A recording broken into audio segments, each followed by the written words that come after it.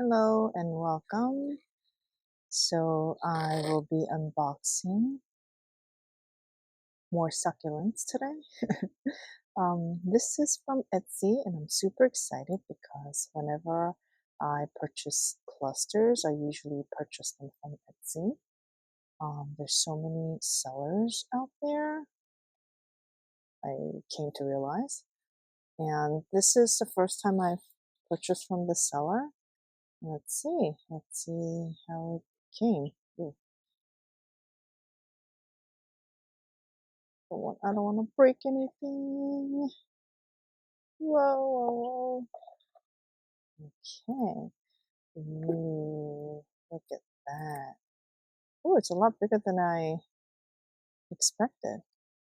I do believe this is Echeveria. I don't remember if it was an Echeveria. I'm pretty sure it is an Echeveria era. Okay. It's looking pretty good. I don't know what that is. I think it's just dirt. As I mentioned, I am deathly afraid of most bugs. If you see me screaming or ducking during any of these recordings, it's because I've been attacked by a bug. But yeah, this is looking really good. I think it has farina too, so I'm gonna have to remember to be careful when touching these. As you can see, I've already rubbed off some, getting it out of the box.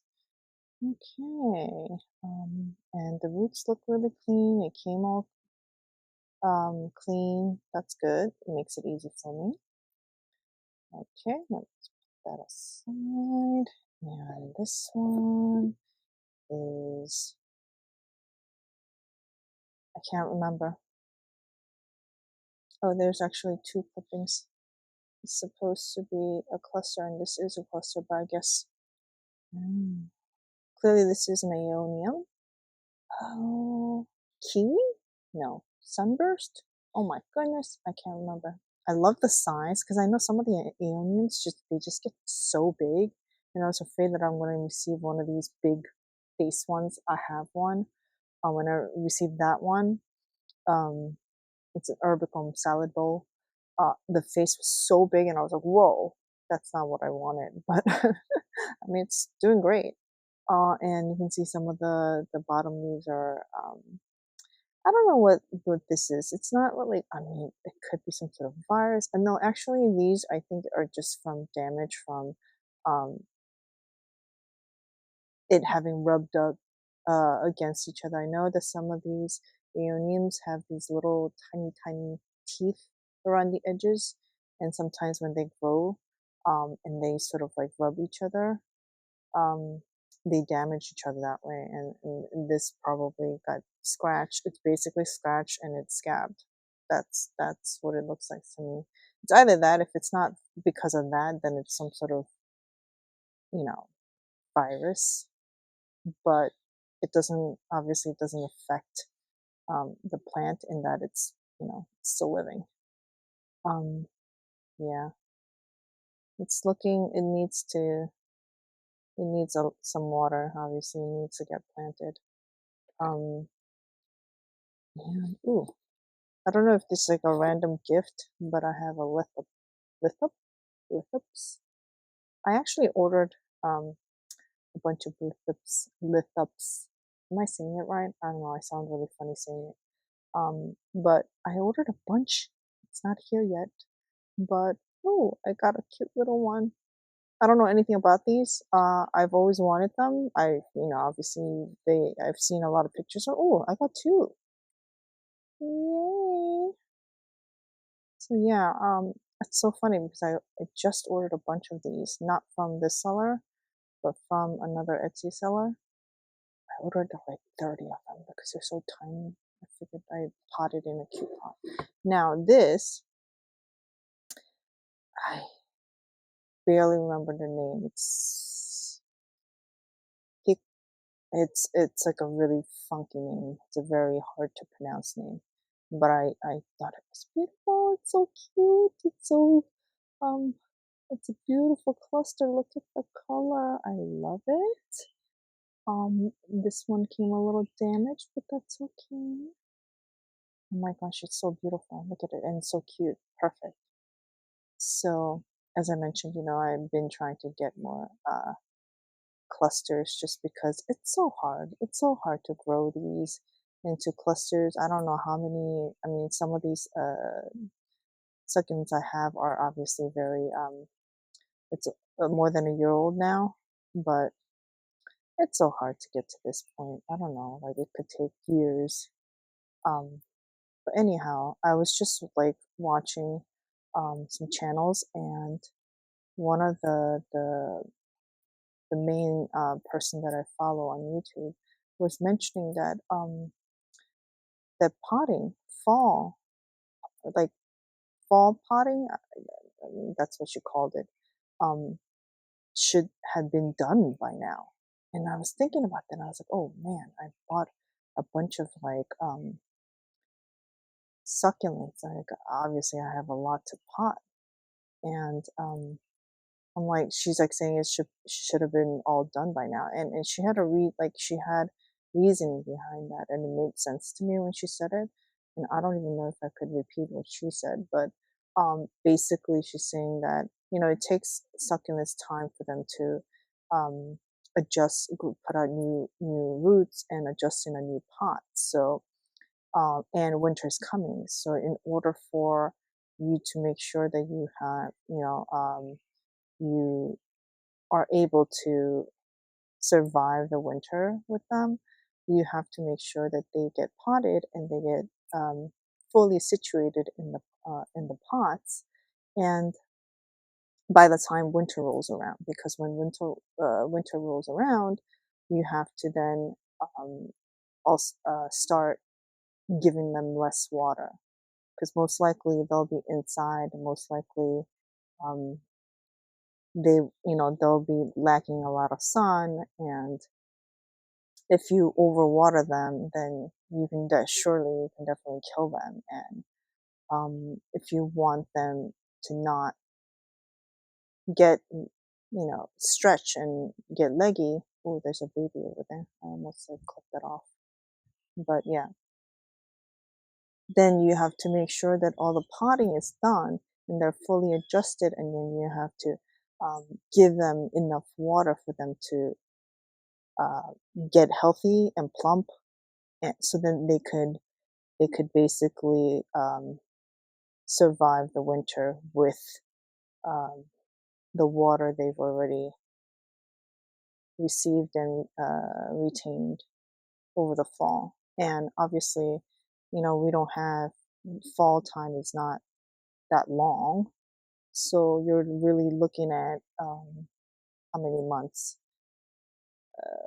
September, October, November. I mean, that's 3 months. So she was basically saying that by the end of the middle of September, all your fall, potting should be done.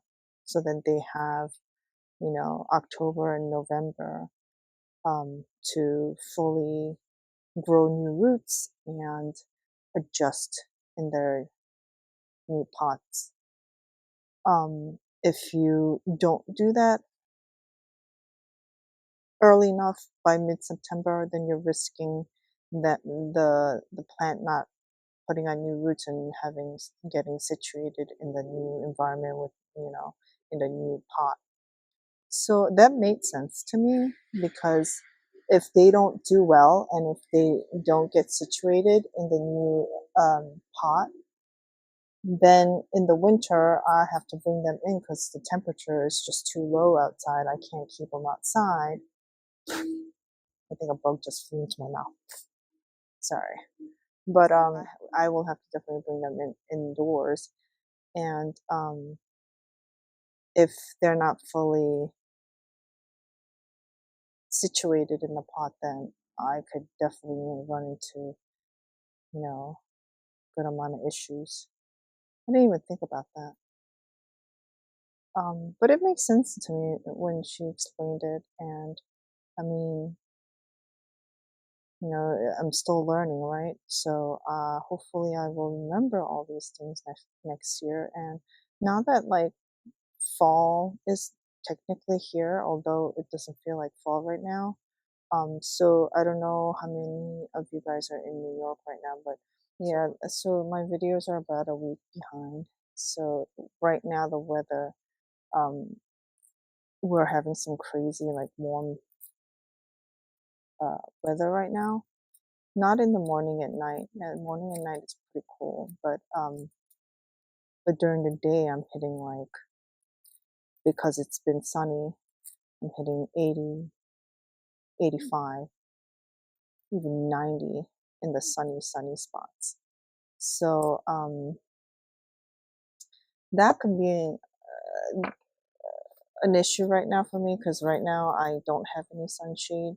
I've already put away all the sunshades, and that's fine. I don't think I'm getting enough sun in my backyard to really cause any damage or sunburn to my succulents right now. But the problem is with this fall weather, I realize it's very damp out here. I never grew succulents outside, so it just never occurred to me that it,